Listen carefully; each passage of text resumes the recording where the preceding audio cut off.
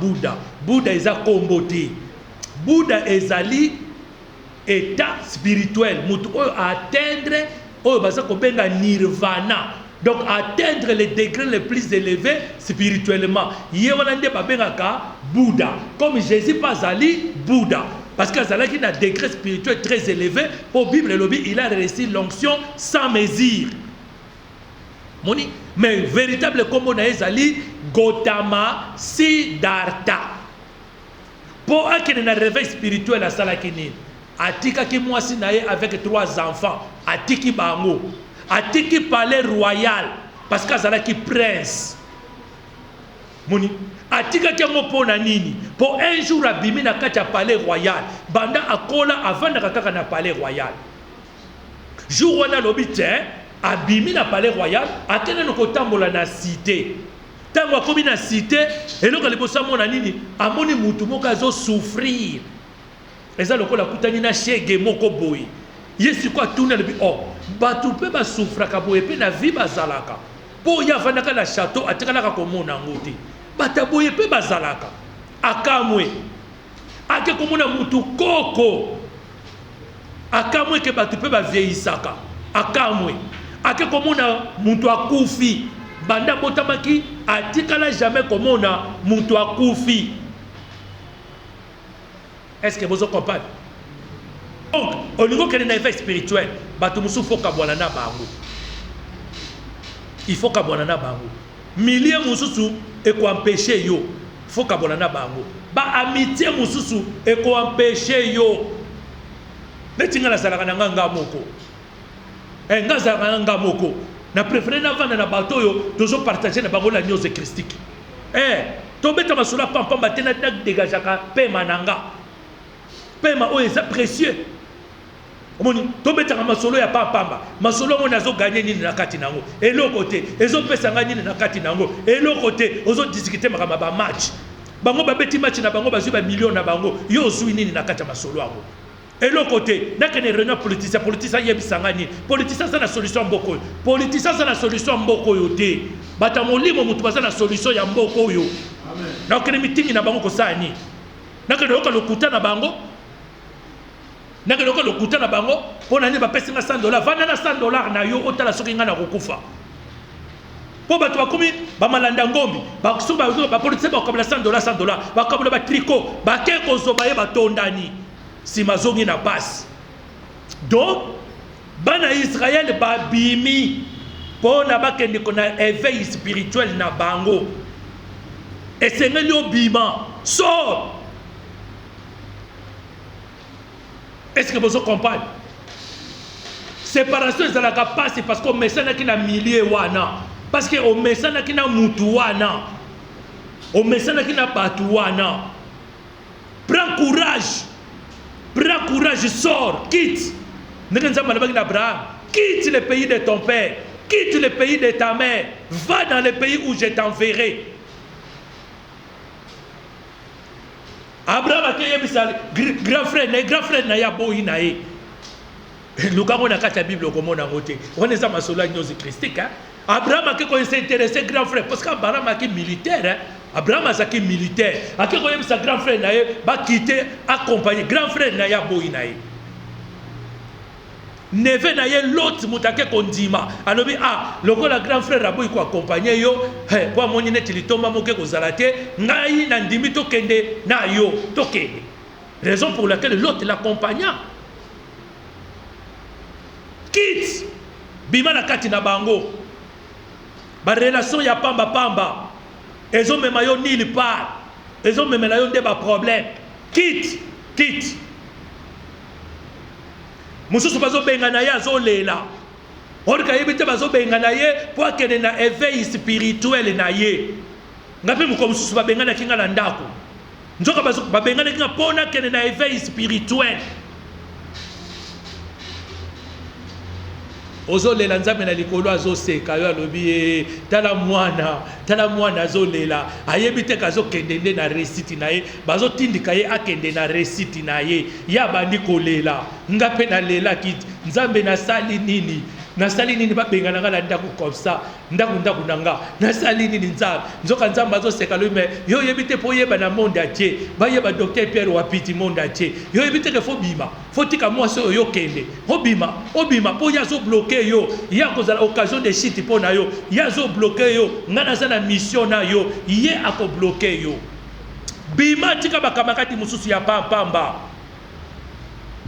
kene ko luka éveil spirituel na yo makamba bonzambe mutevandisi bango na église te seri moko ba mape bungaka awa na katolika va ba pesa yo mape komi lakisa carte na yo ya lingomba lakisa carte paroissiale baye bakozalaka na paroisse na biso nde bako servir yo mapa bayo bazaka ka carte batelenganaki est-ce que makamba nzambe za makamba carte okokosa mutanyozi christique te omoni éveil spirituel eza na tina na vie na yo tala nga nazaka so na souci te nakosala souci ya nini yo yebisanga nakosala souci ya nini nakosala souci ya nini eza la série moko nazali na bapartement mibale so navandi na kitambo magazeti na lembi na mati awa pa dalisi na kelala so navandi na lembi na mati kuna na 18 parcelles na kelala nga mutu moko bapartement mibale siko yo yebisanga nga na ozala na souci ya nini navandi bo evaliza bilambe ye yebisanga na ozala na souci ya nini mususu nanu na lata te naza na tanko lata ngote yo yebisanga na ozana souci ya nini navandi kaka bo etike ye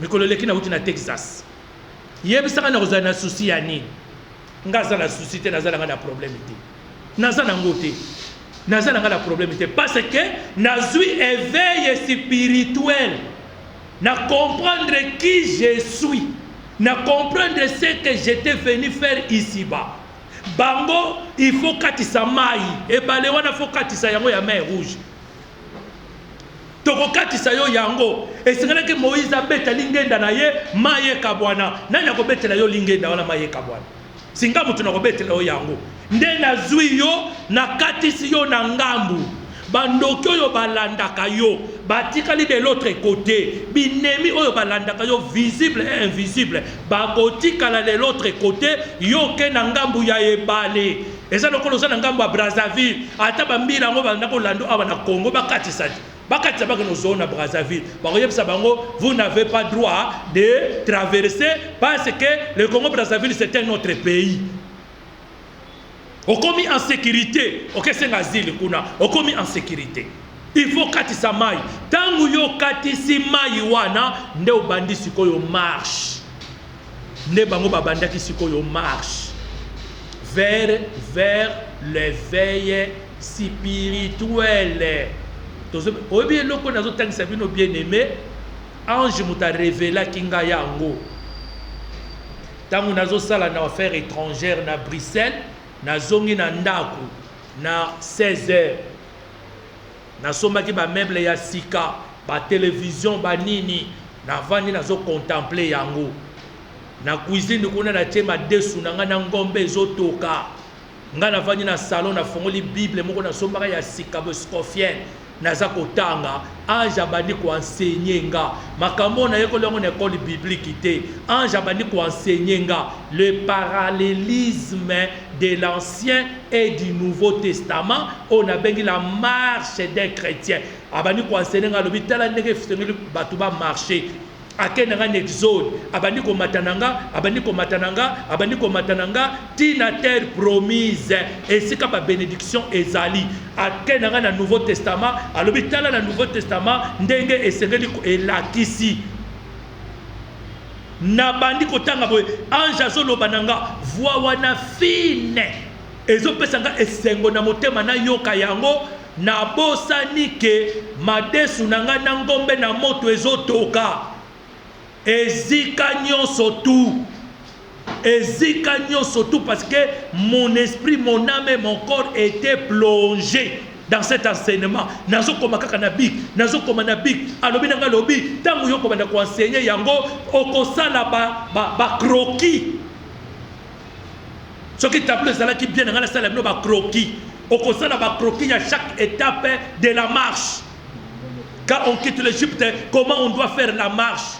Tant on a surtout qui boye, milinga etondi na kati ya cuisine nanga, milinga etondi, milinga moyen lisusu te na kimimba na koti na kangi réchaud na fongoli ba fenêtre, milinga etondi moyen na récupérer atambo moko ya lidesu ezala quitté. Solo wane sala plus d'une semaine. Vous voyez? Tangu yo katisi bakatisi mai, tangu bakatisi mai esuki nini nde na Exode 15 toye komona Mariam la prophétesse prit à sa main un tambourin et toutes les femmes vinrent après elle avec des tambourins en chantant et en dansant. Marie répondait aux enfants d'Israël: chantez à l'Éternel car il a fait éclater sa gloire. Il a englouti Pharaon et son armée. Bayini na yo oyo balandaka yo bango bakokita na mer rouge ke mela bango po yo zala na kimia okende siko na marche na yo babandi siko yo marche bavant batelema ke sika moko te babande ke siko kotambola wana emema bango wapi emema bango na terre promise kotambola yo emema yo wapi emema yo na éveil spirituel parce que éveil spirituel yango nde kotia kimia na kati na yo éveil spirituel yango nde ekomema ba bénédiction oyo yo za koluka oyo banda koluka banda kala o libala nde ninyao yo kasi libala nde être heureux ou heureuse. Que nous avons bateau ya divorce. Que nous avons bateau ya divorce. Yo kasi musala ne ko rendre heureux. Est-ce que salaire a wezo ko kisaba posa na yo? Yo kanisi moi sinda ko rendre yo heureuse. Que nous avons ba dispute familiale conjugale. Yo kasi mobali mta comme ça yo heureuse. Que nous avons mibali bazo beta basi na bango surtout awa na Kid na Afrique. Azabuli openda bien ils ont la pototeke oyo baza ko respecter basi kaka éveil spirituel ndeko peso kimia la vraie paix oyo nga Pierre Wapiti mo kidwa Congo na sanango ngana sana paix intérieure na konyo kwa mate na ko wele la biloko te naza agité te pona zuelo ko fona za agité ou bien na souffrir pourquoi fona souffrir? Toi aussi, tu souffras déjà en Égypte. Le long de la terre promise, là où coule le lait et les miennes. Là où coule le lait et les miennes. Est-ce que vous comprenez? Ce que vous comprenez, alors, Jésus a écrit quoi accomplir, qu'on pèse yango impact, qu'on impacte yango, et c'est là qui va bakayer le colon nango. Moni.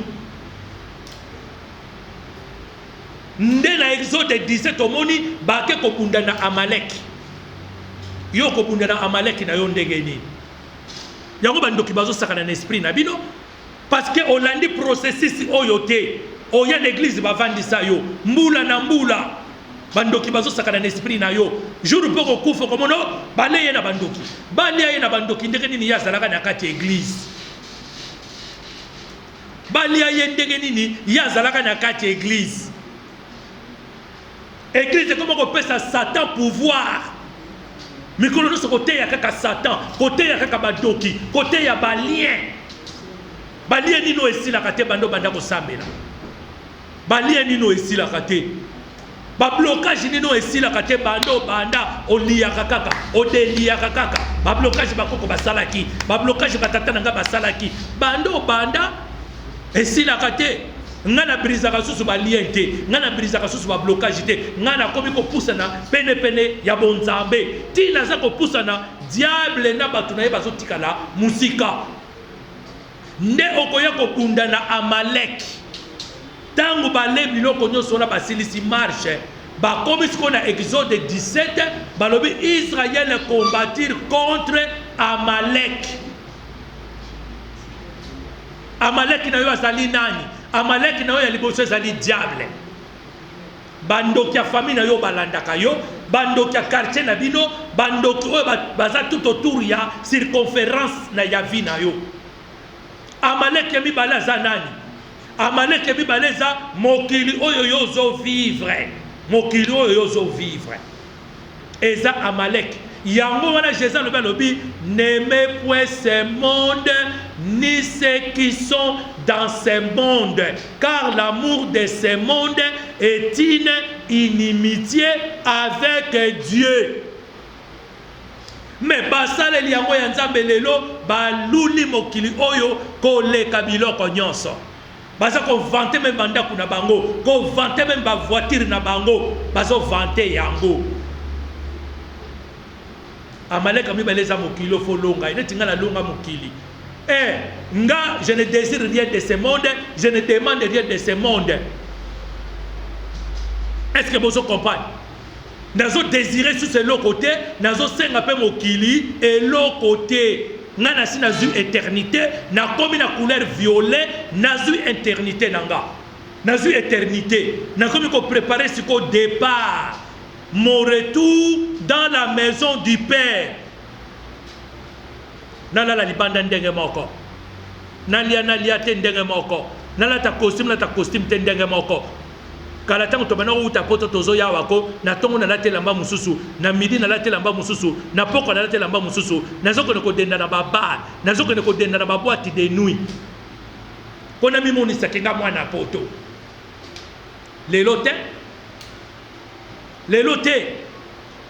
je ne désire rien de ce monde et je ne demande rien de ce monde.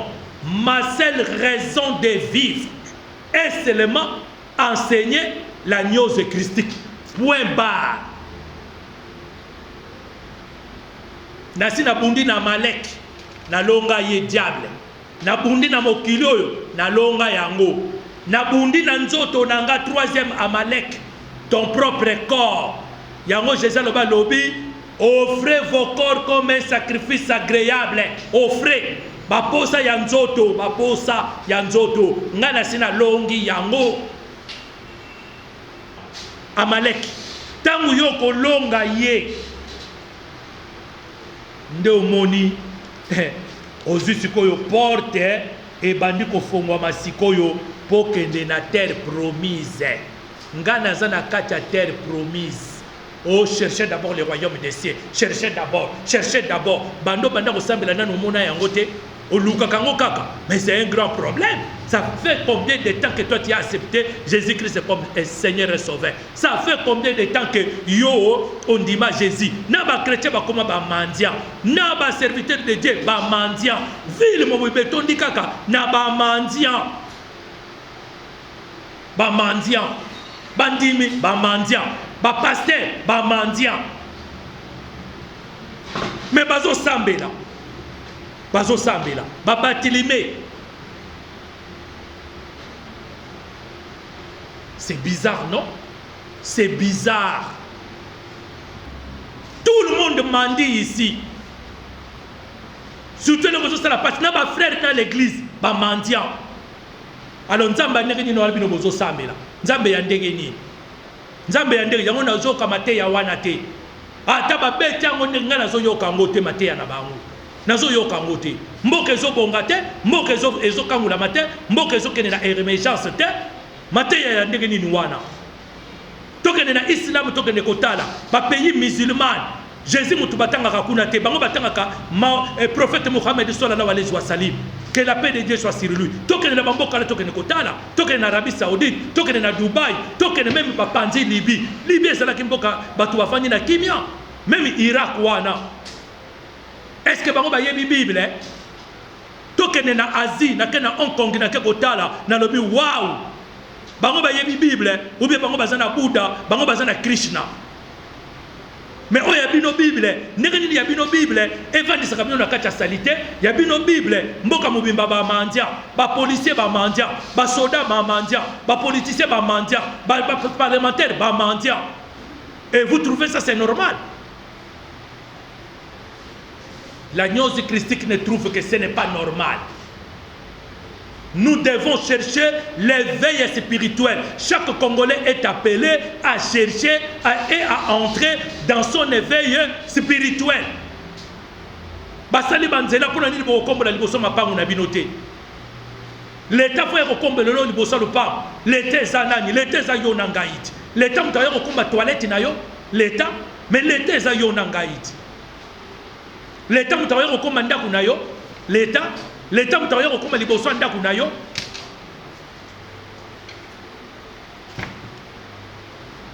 Donc, Yangolo Moni, le Congo a besoin de l'éveil spirituel. Vous avez besoin de l'éveil spirituel. Sortez de vos églises là. Oye, kangibino na ba moziki. Ba moziki. Ce qui n'a koufi ba kotiela nga cotisation. Ba musu bazo koufi la bato bazo tiela ba cotisation te hein. Ba kundi ebembe na ye. Ba fandi kuna pona cotisation. Mukola kozwa ebembe. Na mukola kolinga bala. Na mukola koluka mbongo garantie, ba lukila ye mbongo garantie. Yango bavandeli Jésus te. Ba église tondana ba mingi bazawana bavandeli na bango Jésus te, bavandeli Nzambe te. Soki bavandela ki Nzambe tonga to mona changement na vie lo. Tonga to mona changement. Basimbi Bible basimbi yango Jésus te. Tongo ba kotamla na banda kwa batuna ba prophétie na bango. Ba pèse $10, ba pèse $5, ba pèse $10, ba yozo mona na pokwa akangisi $70. Ba prophétie utopique. Utopique. Nazara ndako ba prophète ba koyabaya, ba prophète ba yebe moko ayebinga. Na bina bokasiboya weekend to kanga mabondeli to sambela biso nyonso ensemble.